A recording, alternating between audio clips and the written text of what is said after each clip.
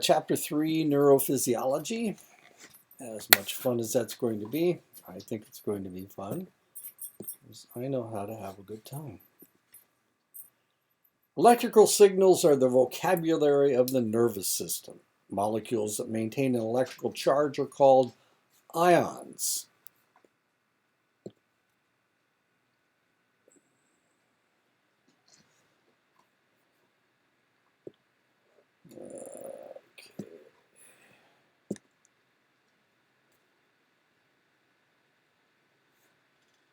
This is out of the University of Utah.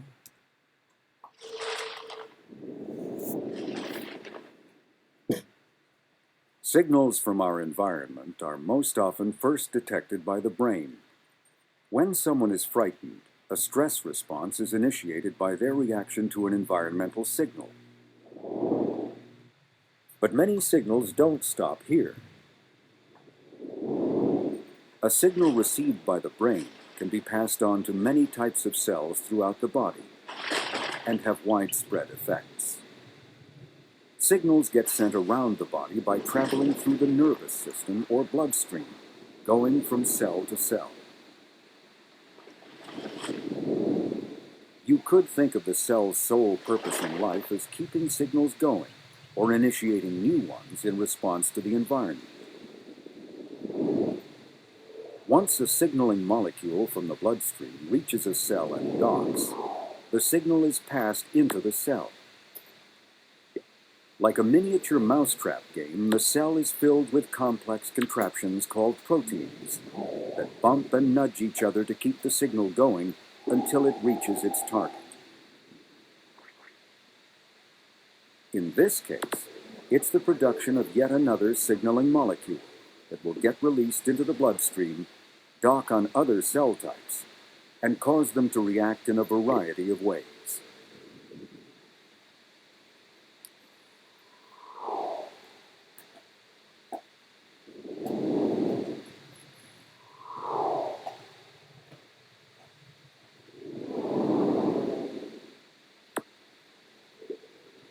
The signal-passing machinery inside the cell can look and work very differently depending on the intended effect.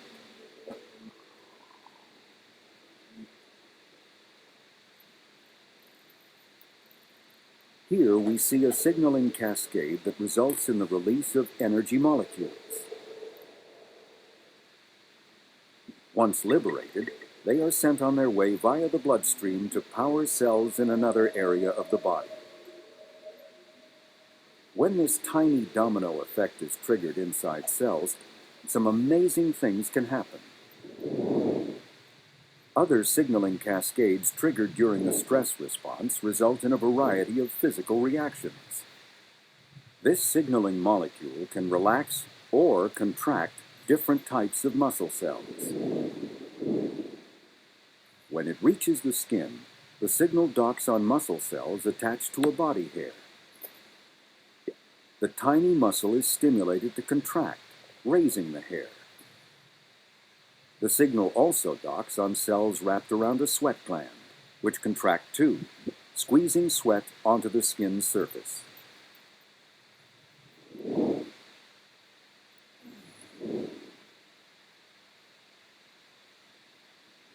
In the lungs, the signaling molecule docks on muscle cells wrapped around bronchioles.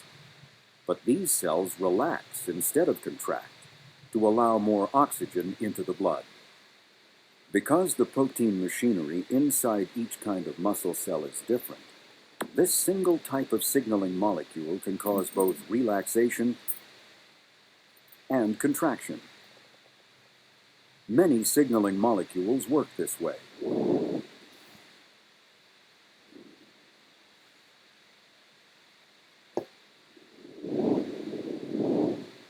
When this signal reaches the heart, it docks on beating heart cells. Their response is to beat faster. Blood pressure goes up, and the signaling molecule is rushed on to still more cell types around the body. Constantly and in concert, cells must send and receive a myriad of signals. Cell communication is vital to keeping the body alive. Ta-da! Okay, fight and flight response. That's stress. Of course, it happens a lot faster than that. Neurons contain large complex proteins that maintain a negative charge. But because the channels are closed to the larger positively charged sodium molecule, only the smaller positively charged potassium ion can pass through the small channels. Because of the large negatively charged proteins, a neuron at rest maintains a negative resting potential of from negative 50 millivolts to negative 80 millivolts with an average of about negative 70 millivolts. Negative 70 millivolts is the potassium equilibrium potential as equated by the Nernst equation. There are many more potassium cations inside the cell than outside.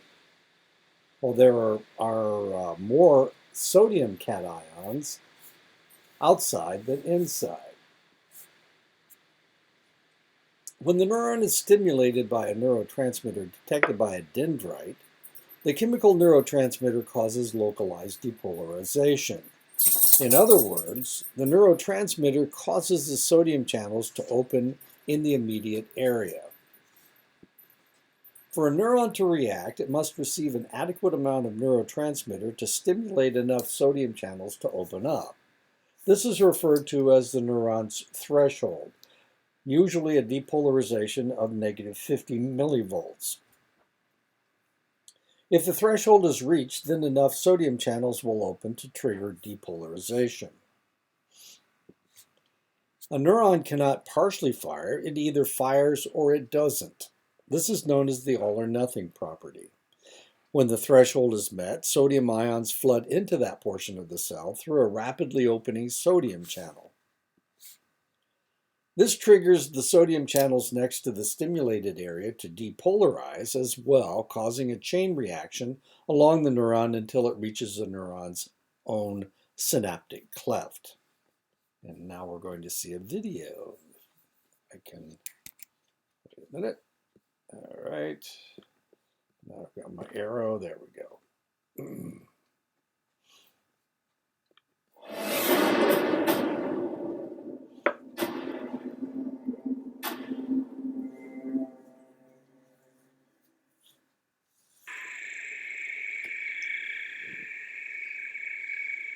Crickets. Unstimulated, neurons maintain a constant electrical difference or potential across their cell membranes. This potential, called resting potential, is always negative inside the cell and ranges from negative 40 to negative 90 millivolts. If a neuron is stimulated, the negative potential inside the neuron can be made either more or less negative depending on the stimulus. If potential is made sufficiently less negative, it reaches a level called threshold, and an action potential is triggered. During the action potential, the neuron suddenly becomes 20 to 50 millivolts positive inside. Action potentials last a few milliseconds before the cell restores its negative resting potential.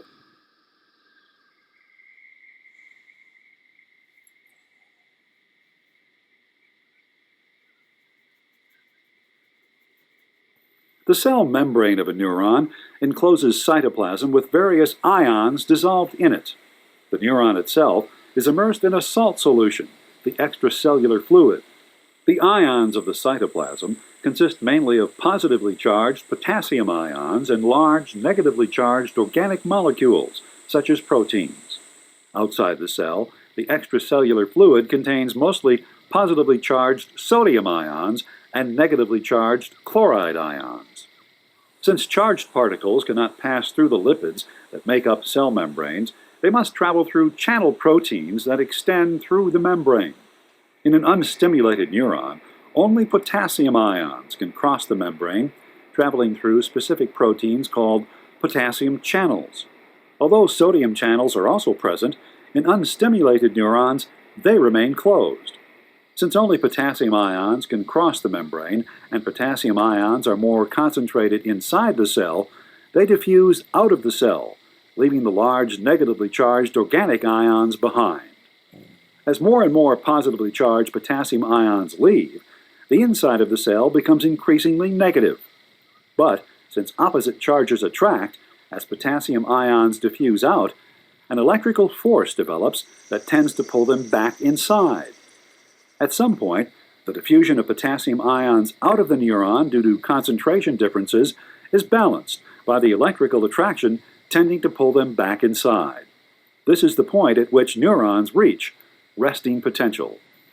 Reaching resting potential in this way does not require significant changes in the potassium concentration inside or outside the cell. Only about 1/10,000th of the potassium ions initially inside a neuron must leave to create a resting potential of negative 60 millivolts. But it is action potentials, not resting potentials, that carry information through a nervous system. Ta-da!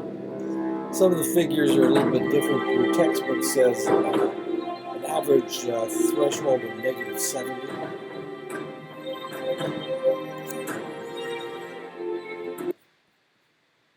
Anyway.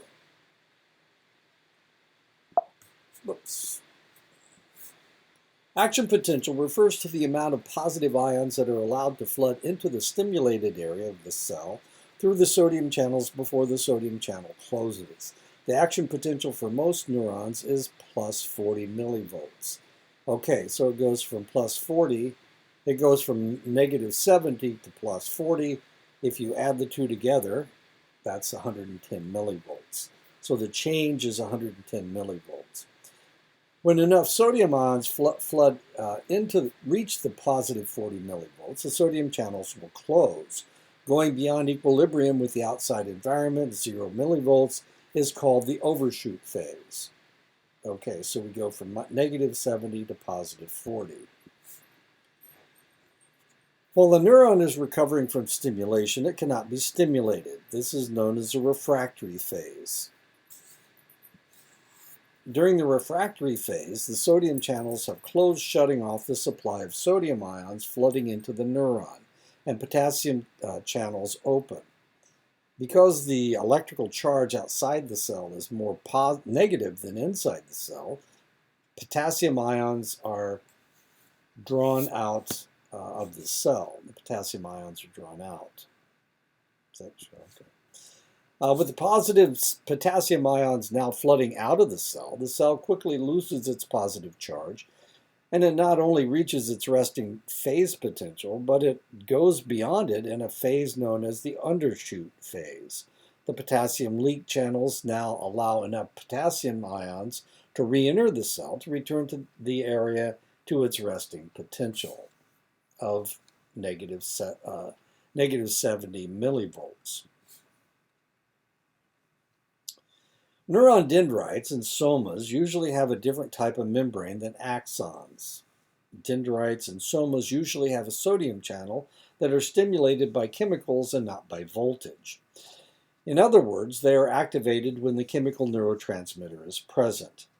The axon, on the other hand, does have voltage-gated sodium channels, so the axon responds to stimulation from the dendrite and the soma. Neurons in the central nervous system are myelinated by oligodendrocytes, and neurons in the peripheral nervous system are myelinated by Schwann cells. The myelin covering of the neuron does not allow potassium leakage from the area covered by the myelin. The depolarized voltage is channeled down the axon from one node of Ranvier to the next, increasing the response by as much as 15 times. This form of conduction is known as saltatory conduction. Multiple sclerosis is an autoimmune disease where, due to a genetic flaw or environmental trigger, an individual's immune system destroys the myelin on the select neurons. Christina Applegate has come out recently with multiple sclerosis. She was at the Emmys the other night, and she had to come out in a cane using a cane. This causes a slowing of the motor movements and the loss of sensory abilities due to the slowing of the neuronal response. Most synapses are triggered by a chemical neurotransmitter in the synaptic cleft, but researchers have discovered that some synapses in the brain are stimulated by electrical responses from another neuron. And you can see what is happening here. Since the myelin is damaged, those nerve cells don't really work very well anymore. And that's one of the reasons why it's so difficult for them, for individuals suffering from multiple sclerosis, to move. And that's what was happening with her. Well, who else? Annette Funicello died of multiple sclerosis.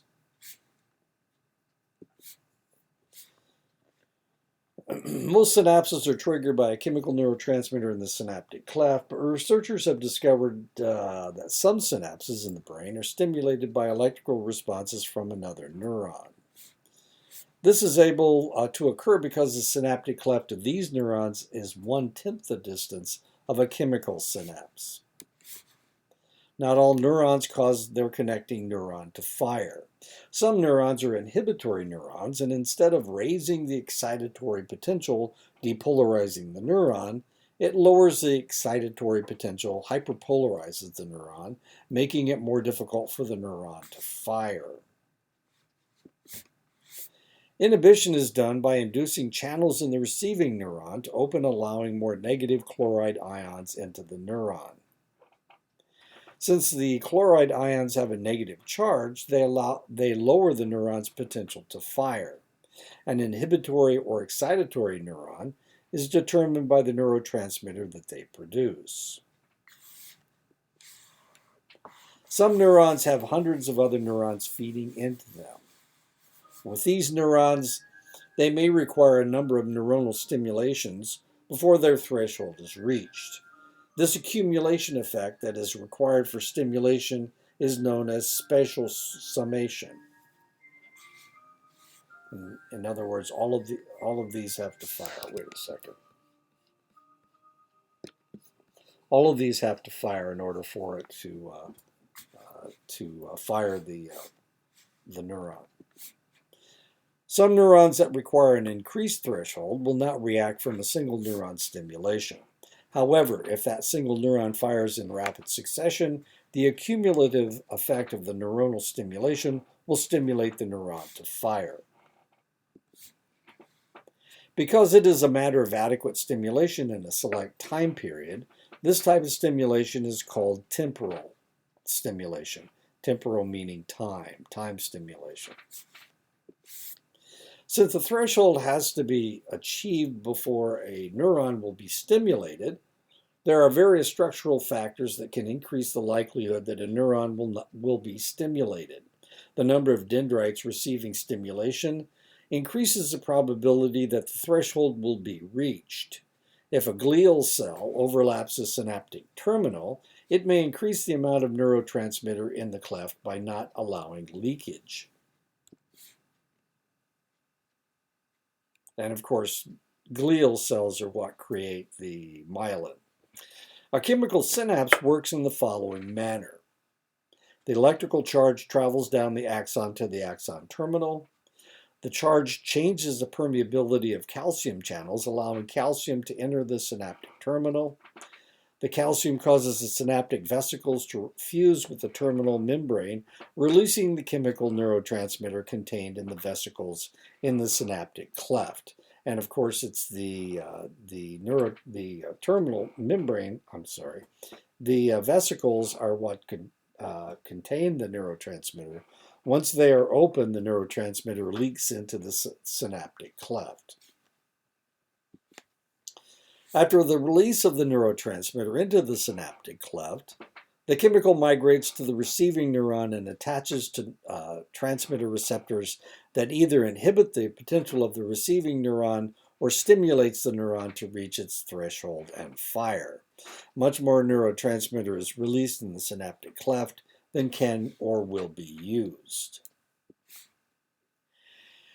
Getting rid of excess neurotransmitter in the synaptic cleft. Since a neurotransmitter left in the cleft will cause spasming of the neuron, it must be removed from the cleft. The amount of neurotransmitter is detected by the autoreceptor and triggers a stop of the release of the neurotransmitter.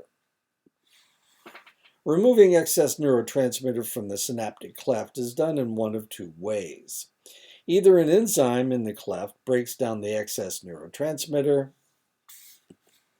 or receptor sites on the transmitting neuron bind with neurotransmitter and reuptake the neurotransmitter. Neurotransmitter that is taken back into the neuron through reuptake is cycled by the neuron. And this is the way that SSRIs work. SSRIs work because they are selective serotonin reuptake inhibitors. In other words, they inhibit the reuptake of the serotonin. Acetylcholine is controlled by acetylcholinesterase, which breaks down the acetylcholine, and that's how it's taken out of the synaptic cleft. The neurotransmitter binds to a receptor molecule on the receiving neuron. Each neurotransmitter or ligand has different receptor molecules that they bind to, called a ligand binding site. Ligand. This is in German, actually. When an excitatory ligand is bound to the receptor molecule, it opens up a sodium channel in the receptor molecule, allowing sodium to enter the neuron.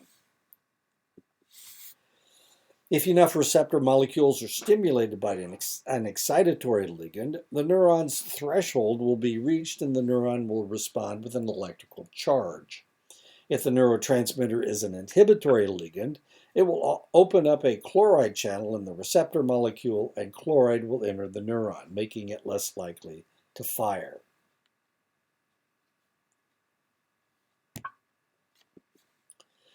Neurotransmitters are chemicals.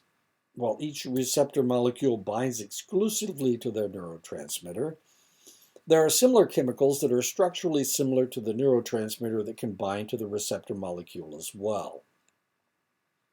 Acetylcholine is an excitatory neurotransmitter with the poisons curare from a South American plant and the bungarotoxin from the Bungarus snake of Taiwan bind to the receptor molecule, causing paralysis. Acetylcholine receptor molecules are also the targets in the case of the poison muscarine from the Amanita muscaria mushroom.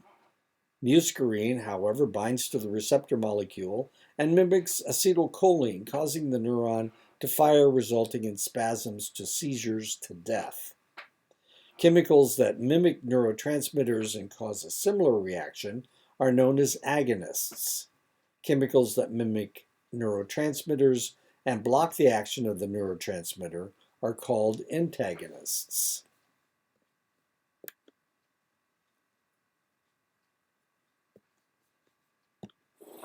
Our presentation is on agonists, antagonists, and receptors.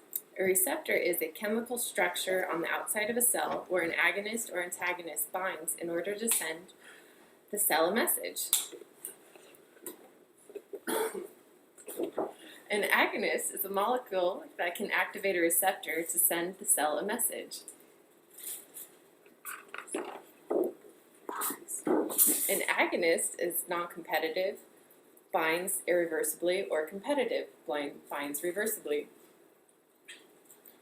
Hi, we're talking about receptors. A receptor is like a keyhole in a door, and an agonist will bind like a key and then go into the door, and you will be able to go inside. Like a message. Antagonist, a molecule that binds to the receptor to block the agonist or antagonist and stop the message from being sent to the cell.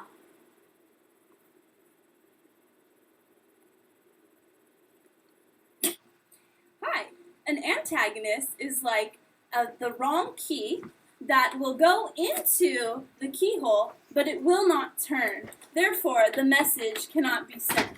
I guess we're at the wrong house. Okay, this information is important for nurses to know because you may be giving drugs that can act as an agonist, which will promote a physiological response to continue, or you might be giving an antagonist, which will make a physiological response stop. An example is when a person has an allergic reaction, They're producing histamine, which is the agonist, and you want to give them an antihistamine, which is the antagonist and stops the allergic reaction. Achoo! Here's some Claritin, which will stop that allergic reaction from happening. Thank you, nurse. You're welcome. Now hold it. There you go. Student nurses. Okay. Well, that's good. University of Texas at Ashland. Okay. I hope you understand agonists and antagonists now. Acetylcholine molecule receptors are referred to as cholinergic. Acetylcholine has at least 4 functions and binds to at least 4 cholinergic receptors. Acetylcholine acts on the neuromuscular system as an excitatory neurotransmitter. Acetylcholine acts on the vagus nerve and the heart muscle as inhibitory neurotransmitters. Acetylcholine is used by the brain in the transfer of memory from short-term to long-term. Acetylcholine acts as an inhibitory neurotransmitter to induce sleep. So acetylcholine is really, really, really important. Acetylcholine shares some of its receptor sites with other chemicals, and for this reason, the receptor sites are named after the alternate chemicals. For example, nicotine binds to acetylcholine sites in the skeletal muscle and autonomic ganglia, and for that reason, these sites are referred to as nicotinic cholinergic receptors. Muscarine cholinergic receptors also exist in the autonomic nervous system. Muscarine kills by stopping the heart and paralyzing the intestines. Remember, that's the muscarine is the amanita mushroom. So it's a mushroom that kills you by stopping your heart and paralyzing the intestines. And we saw what it looked like. It's that red, this one, that toadstool poison. There are 2 types of molecular receptors: ionotropic, ion moving. Ionotropic means ion moving. Receptors open ion channels and allow them to pass through. Metabotropic, which means change moving, receptors activate molecules known as G proteins. G proteins bind to the amino acid guanine in its many combinations. These guanine compounds may themselves open the ion channel or be part of a chain of reactions that open the ion channel in turn. And that's actually what we were looking at before when we were looking at the proteins moving. That was how that's metabotropic functioning. And we're going to see this over and over and over again. Ionotropic is rapid, and metabotropic is relatively slow. There are 4 types of neuronal circuits: neural chains, positive feedback circuits, negative feedback circuits, and oscillator circuits. The simplest neuronal circuit is the neural chain. A sensory neuron is activated by a stimulus, and it in turn activates a motor neuron that responds to the stimulus. In a positive feedback circuit, the effect is to increase an activity or keep it going. In a negative feedback circuit, the effect is to stop an activity. In an oscillator circuit, the circuit serves as both a positive feedback circuit and a negative feedback circuit, depending on the circumstance. Most sensory neurons collect data, converge the input through a single neuron, and then diverge the signal when it arrives in the brain. The eye does this.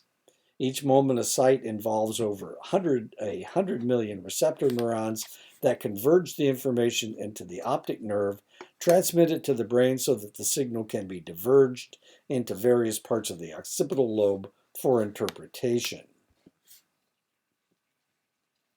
The electroencephalogram, the EEG, is a device that reads the electrical impulses put off by the neuronal activity in the brain. EEGs are used to map brain functioning and can be used for sleep analysis or to monitor abnormal seizure activity. In case of a coma, the EEG will detect lack of activity. And of course, when we talk about straight lining, this is what we're talking about. Sometimes we're talking about the heart, but if we're talking about an EEG, we're talking about the fact that there is no brain activity. 30 million people, and the reality is, even when you're asleep, you've got brain activity going on. Even in the deepest sleep, there's still brain activity going on. And when you're in a coma, they can tell if you're brain dead by how active your EEG is. Now, there are reflex actions that will occur if you're in a coma. If you're a brain dead, you will have reflex action. So every once in a while, you'll get a blip on the EEG. But if you're in a coma, even with a coma, you will have brain activity. So something is going on inside your brain. But when it flatlines, that means that you're brain dead. Your brain is no longer functioning. Can you keep somebody alive whose brain is dead? And the answer is yes. All you need to do is feed them oxygen and feed them, keep them breathing. If you can keep them breathing, then you can, and keep their heart going. If you can do that, you can keep a person who is brain dead going for an extended length of time. It's not a very pleasant thing to talk about, but I've seen this over and over again. And should I tell you how? Okay. I used to work in a hospital in Omaha that was a trauma center. And there were 3 trauma centers in Omaha. One was St. Joseph's Hospital. One was the medical center, the Nebraska Medical Center, and the other was Clarkson Hospital. They were all 3 trauma centers. So what you would hope, if you were working nights, you would hope that your hospital wasn't the one that was a trauma center that night, because you get all the emergencies. But what would happen is sometimes we'd have somebody in ICU. Sometimes they'd come into the emergency room, and would be declared dead or brain dead. And if they had if we could transplant their organs, Nebraska has a thing on your driver's license that says whether you volunteer to donate any organs or not. If they had that on the driver's license, then what would happen is you would have to maintain these individuals until they could harvest all the organs that they had agreed to transplant. And because we were a trauma hospital, but we weren't a transplant hospital. The 2 transplant hospitals were the Nebraska Medical Center and Clarkson. So what would happen is we would maintain them until they had harvested all their organs, and then they would transfer the organs, of course, to the transplant hospitals.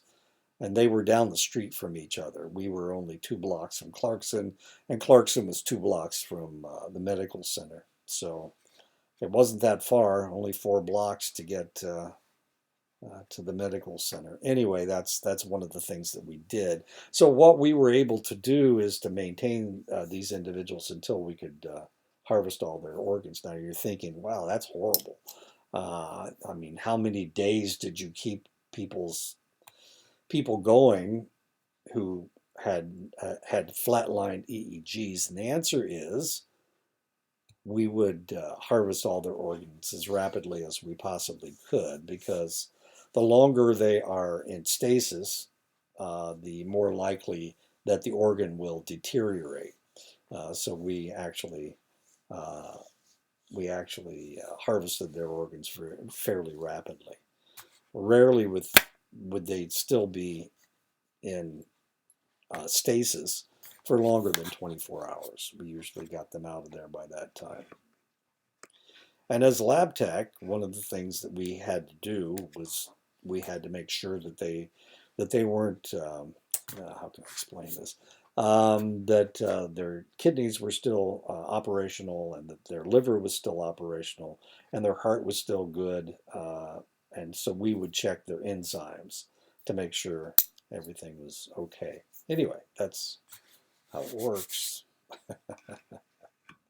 At one time, Omaha had more hospital beds than they had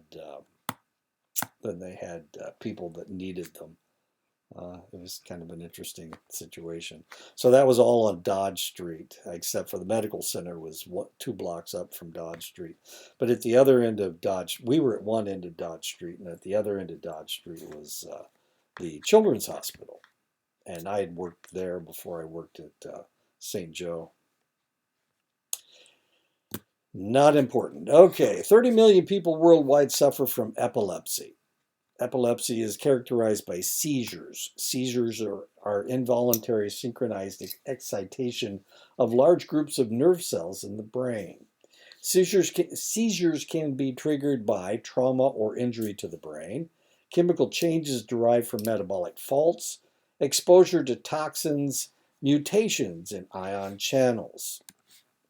Epilepsy is characterized by various types of seizures. Grand mal seizures are the most extreme form of epilepsy. Grand mal seizures are characterized by total muscle contraction followed by alternate jerking and relaxation. The seizures normally only last 1 to 2 minutes, but recovery may take as long as several hours. Petit mal seizures are characterized by losses of awareness from 5 to 15 seconds. Complex partial seizures do not involve the entire brain. The individual may experience an aura, a perceived sensation that precedes the seizure. Certain personality traits often accompany complex partial seizures, but it is not certain whether the traits trigger the seizures or the seizures trigger the traits. And this is a seizure, right? I don't have an arrow. Wait a second. That's a seizure right there. This is an MRI, functional MRI, as you can see. Anyway, this is normal. And this is what a seizure looks like. And that is the end of the chapter. So I will talk to you again next week.